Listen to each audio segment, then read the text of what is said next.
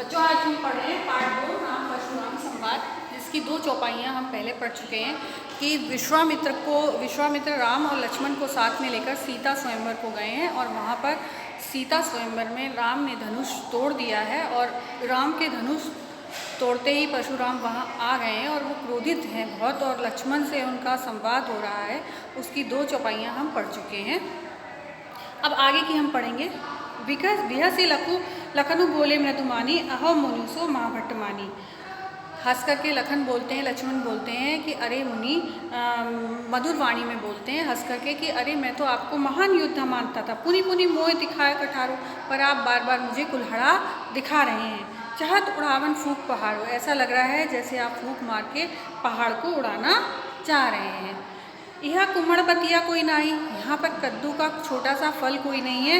ये तर्जनी देखी मर जाई, जो एक अंगूठे के पास वाली उंगली को तर्जनी कहते हैं ना, उस तर्जनी को देख करके कोई डर जाएगा।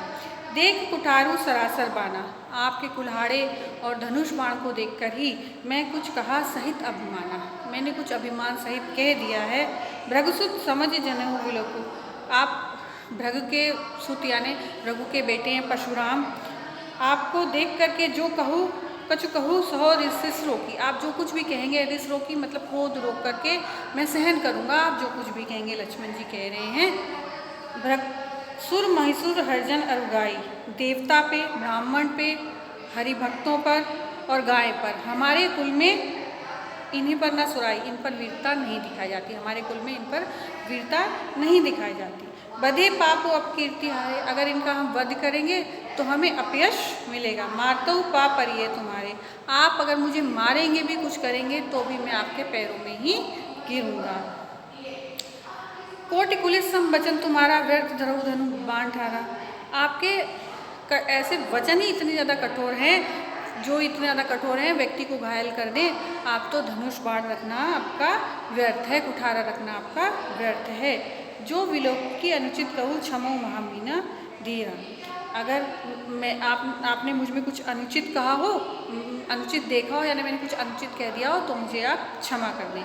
सुनी सरोज भृगवंश मुनि बोले गिरा गंभीर, ये सुनकर जो भृगवंश मुनि यानी परशुराम गंभीर होकर के बोले। नेक्स्ट चौपाई है। कौशिक सुनो मंद यही बालक, कौशिक माने विश्वामित्र, विश्वामित्र सुनो ये मंद बालक यानी मूर्ख बालक है।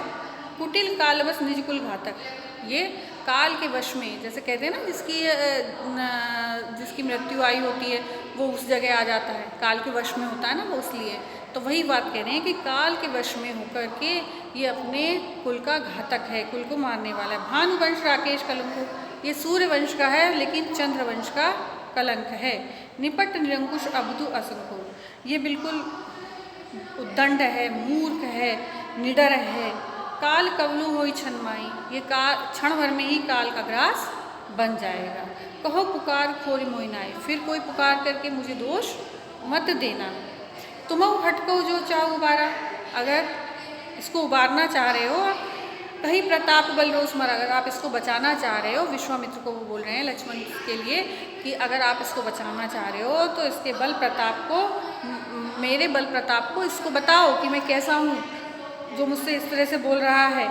लखन कहूँ मुनि सुजस तुम्हारा, तुम्हें अच्छत को बरने बारा, लक्ष्मण कह रहे हैं कि मुनि आपका जो यश है वो अनेक बार तो आप ही उसका वर्णन कर चुके हैं, अपने मुँह तो आप ही करनी, अपने मुँह से आप अपनी ही बढ़ाई कर रहे हैं। बार अनेक भांति बहु करनी, आपने अनेक बार की है अपनी बढ़ाई, अपने मुँह से बहुत बार की है।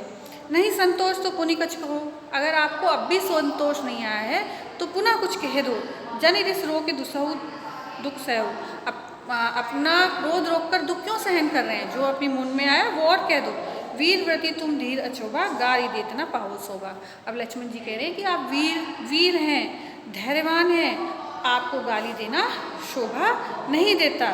सूर समर करे करनी कहीं न जाने, आपको विद्यमान रन पाए रिपुकार कथाई। लक्ष्मण जी कह रहे हैं कि जो शूरवीर होते हैं वो अपनी वीरता को रणभूमि में दिखाते हैं, जो शूरवीर होते हैं वो अपनी वीरता को रणभूमि में दिखाते हैं, और जो कायर होते हैं वो ही अपनी वीरता का बार बार बखान करते हैं। जो शूरवीर होते हैं वो तो अपनी वीरता को रणभूमि में ही दिखाते हैं। नेक्स्ट में तुम तो काल हकु जन लावा बार बार मुहे लागे बनावा। तो वो कह रहे हैं, यहाँ पर लक्ष्मण जी कह रहे हैं, तो आप तो काल को हाँक करके, काल को हाँक होना मतलब बुला रहे हैं, बार बार बुला रहे हैं, बार बार मुहे लागे, बार बार बुला रहे हैं, मेरे लिए बुला रहे हैं। सुनत लखन के वचन कठोरा, वचन के कठोर, लखन के कठोर वचन सुन करके परशु सुधार धरोकर घेरा। परशुराम ने अपनी परशु को यानी जो कठारा था उसको दिखाया। अब जानी दे दोष मोहि लोग, अब कोई मुझे दोष भी मत देना, कटु बालक बालक बध जोगा। ये जो कड़वे वचन बोलने वाला बालक है ये वध के योग्य है। बाल बिलो की मैं बहुत बाचा, बच्चा समझ के इसको मैंने बहुत देख लिया है। अब ये हूँ मर निहार साचा, परंतु अब ये सचमुच में मृत्यु को प्राप्त होगा। तो विश्वामित्र बीच में आए हैं, क्योंकि विश्वामित्र के साथ ही राम लक्ष्मण वहाँ पर गए थे जनक के यहाँ सीता स्वयंवर में, और विश्वामित्र ही उनको लेके गए थे। तो परशुराम जी अब विश्वामित्र से उनकी शिकायत कर रहे हैं कि कौशिक कहा क्षमो अपराध बाल दोष मुन गने न साधो। कौशिक विश्वामित्र जी कह रहे हैं, अरे मुनि ये इनका अपराध क्षमा कर दो, बच्चा है, छोटा है, बालक के दोषों को मुनि नहीं देखते, साधु नहीं देखते। हर कुठार में अक्रुण को ही आगे अपराधी। जो ये कह रहे हैं, ये परशुराम जी कह रहे हैं, जो ये मेरा कुठारा है या कुल्हाड़ा है, करुणाहीन है, इसे कोई करुणा नहीं आती है, बच्चा है कि कुछ है, करुणाहीन है, आगे अपराधी गुरुद्रोही, इसके आगे तो गुरु का द्रोही अपराधी है। उत्तर देत छोड़ बिन मारे केवल कौशिक सील तुम्हारे। अब वो कह रहे हैं विश्वामित्र से कि सिर्फ तुम्हारे कारण ही मैं बिना उत्तर दिए इसको छोड़ रहा हूँ। ले तेई काट कुठार कठोरे गुरे ऋण हते उछमन। नहीं तो इस कुठारे से इसको काट कर मैं गुरु के ऋण से उरण होता। गांधी सु न कह हृदय हसी मुनिय हरिय हरिय सूझ। गांधी सु यहाँ विश्वामित्र को कहा गया है। विश्वामित्र हंस करके मन ही मन सोच रहे हैं कि जैसे ही अंधे के जो सावन का अंधा होता है उसे हर जगह हरा ही हरा दिखाई देता है, उसी तरह इन्हें भी हर जगह हरा ही हरा दिखाई दे रहा है। ऐसे खांड ना उग में अजौ न बूझे। यहाँ पर जो ये कुल्हाड़ा है ये कोई गन्ने की खांड का, ये ऐमे खांड ना उग में अजौ न बूझ, यहाँ पे कोई गन्ने की खांड से बना हुआ कुल्हाड़ा नहीं है कोई भी, जो ये इनको लग रहा है कि लक्ष्मण को ये आसानी से हरा देंगे।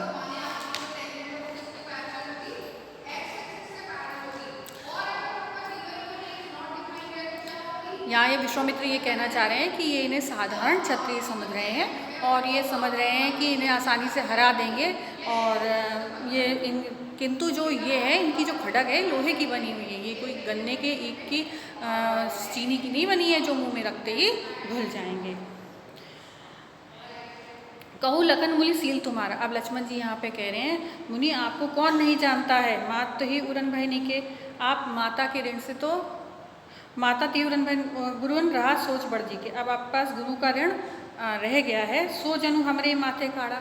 वो आप हमारे अब हमारे ऊपर से मतलब हमारे से वो आप निकालना चाह रहे हो। जैसे गुरु का ऋण है ना कि क्षत्रियों से रहित करना है, तो अब लक्ष्मण जी भी क्षत्रिय हैं, तो वो इसलिए बोल रहे हैं कि माता पिता के माता उरण से आप हो गए, माता ती ही उरण भयनी के, अब उस ऋण से तो हो गए उरण। अब गुरु ऋण कहा रहा सोच बढ़ जी के, सो जनु हमारे माथे काड़ा। अब जो गुरु का ऋण रह गया है वो हमारे माथे आपने डाल दिया। दिन चल गए ब्याज बढ़ बाड़ा। अब बहुत सारे दिन बीतते जा रहे हैं तो ब्याज बहुत ज़्यादा बढ़ गया। अब अनहे व्यवहारी बोलियो तुरंत देव में थैली खोलो। अब आप तुरंत मुझे बताइए कितना ऋण है, तो मैं तुरंत उसको चुका दूंगा अपनी थैली खोल के। सुनी कठोर वचन कुठार सुधारा, हाय हाय सबको पुकारा। अब उन्होंने लक्ष्मण के इतने कठोर वचन सुने तो अपने कुठारे को संभाला फिर से, और सारी सभा हाय हाय करके पुकारने लगी। भगवत परसु देख मोही विद्र विचारो बचन रप दोही। अब वो सारी सभा बहुत ज़्यादा वो हो गई। लक्ष्मण जी बोले, हे भृगुश्रेष्ठ आप मुझे फरसा दिखा रहे हैं, परंतु हे राजाओं के शत्रु मैं ब्राह्मण समझकर आपको आघात से बचा रहा हूँ। तो यहाँ पर इतने ही अभी हम चौपाई लेंगे। अगली चौपाइयाँ हम अगले वीडियो में लेंगे। और अब इस वीडियो को आप ध्यान से देखिए और पढ़िए, और फिर जो भी आपको पूछना हो वो जूम क्लास में आप पूछिए और पढ़ने पर ध्यान दीजिए।